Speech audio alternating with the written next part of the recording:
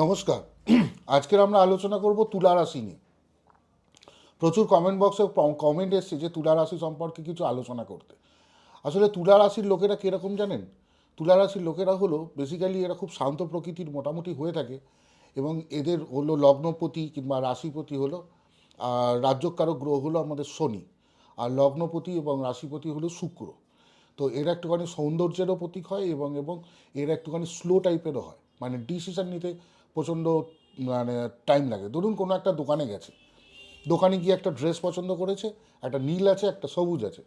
এই নীল নেবো না সবুজ নেবো, এই দুটো জামার মধ্যে এটা ডিসিশন নিতে নিতে দোকানদারের 3 কাপ চা খাওয়া হয়ে গেল, কিন্তু ওনারা ডিসিশন নিতে পারে না। আবার যদি মার্কেটিংয়ে যায় তাহলে 70খানা দোকান ঘুরে হয়তো 2খানা জামা কাপড় কিনবে। মানে এরকম ধরনের হয়, কারণ মনে হয় যেন এর থেকে আরও বেটার কিছু পাবো, আরও বেটার কিছু পাবো, কেউ এই বলে ঘুরতেই থাকে আর দেখতেই থাকে। আর এরা রোম্যান্টিক যতটা হয়, এরা প্রচণ্ড রোম্যান্টিক হয়ে থাকে। এরা প্রেমিকার জন্য বা প্রেমিকার জন্য এরা নিজেরা কখনো ফটোগ্রাফারও হয়ে যেতে পারে, কখন কবিও হতে পারে, কখন গায়কও হতে পারে, একা মানুষ পুরোটাই হতে পারে।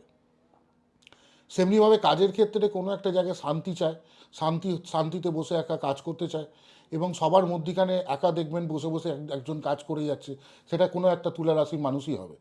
কিন্তু এদের সাথে যদি এদের বস যদি কোনো রকম মিসবিহেভও করে, এরা হাসি মুখে ঠান্ডা মাথায় হাসি মুখে কোনো মতে ব্যাপারটাকে এড়িয়ে চলে যায়, মানে ম্যানেজ করে নিতে পারে। এদের পকেটে যদি টাকা পয়সা থাকে, এদের পকেট যেন মনে হয় যেন ফুটো, এত খরচা করে ফেলে। মানে যদি টাকা পয়সা আসার সঙ্গে সঙ্গে এদের খরচ পর্যন্ত হয়ে যায়।